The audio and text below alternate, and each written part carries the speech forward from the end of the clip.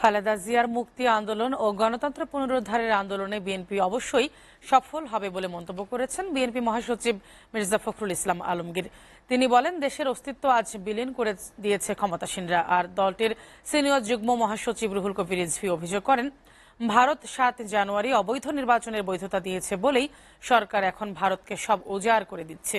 রাজধানীতে আলাদা অনুষ্ঠানে এসব কথা বলেন তারা। আব্দুল আহাদের প্রতিবেদন।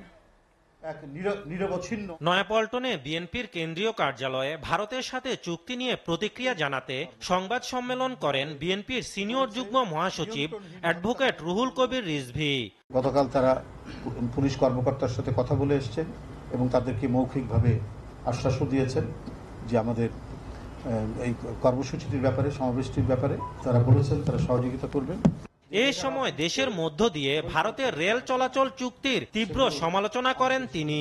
বলেন, দেশ বিরোধী চুক্তি আড়াল করতে নানা কর্মকাণ্ড সামনে আনছে সরকার। এই যে দেশ বিরোধী চুক্তি, এই চুক্তির বিরুদ্ধে যার অফুরন্ত প্রাণ শক্তিতে যিনি প্রতিবাদ করতেন, তার জনগণকে নিয়ে, জাতীয়তাবাদী শক্তিকে নিয়ে, তাকে আগেই বন্দী করে রাখে, তাকে নানাবিধ ষড়যন্ত্র করে খাবারের মধ্যে ওষুধ দিয়ে আস্তে আস্তে তাকে নিঃশেষ করে ফেলে।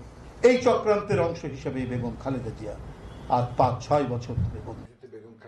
অন্য এক অনুষ্ঠানে রাজধানীর সেগুনবাগিচায় বিএনপি মহাসচিব মির্জা ফখরুল ইসলাম আলমগীর বলেন, বর্তমান শাসক গোষ্ঠী দেশের গণতন্ত্র বিশ্বাস করে না, তাই দেশকে বিক্রি করে দিচ্ছে তারা। দুর্ভাগ্য আমাদের যে আজকের যে শাসক গোষ্ঠী তাদের দলীয় সরকারের অধীনে নির্বাচনের ব্যবস্থা করে বাংলাদেশকে আবারও আপনার অনিশ্চয়তা, অস্থিতিশীলতার দিকে ঠেলে দেওয়া হয়েছে এবং সেই প্রক্রিয়াই এখনো চলছে।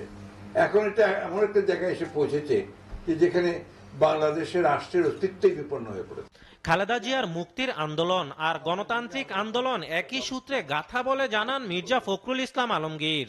যিনি এখনো আটক অবস্থায় আছেন, যার জীবন মৃত্যুর সঙ্গে যিনি লড়াই করছেন, সংগ্রাম করছেন, সেই দেশনেত্রী বেগম খালেদা জিয়াকে মুক্ত করার একটা আন্দোলন খুব জরুরি। এটাকে আমি আলাদা করে দেখতে চাই না। গণতান্ত্রিক আন্দোলনের সঙ্গে এটা অত্যন্ত ঘনিষ্ঠভাবে জড়িত যে আমাদের এই আন্দোলন কখনো ব্যর্থ হবে না। আমাদের এই আন্দোলনে আমরা অবশ্যই সফল হব। আব্দুল আহাদ, এসটিভি, ঢাকা।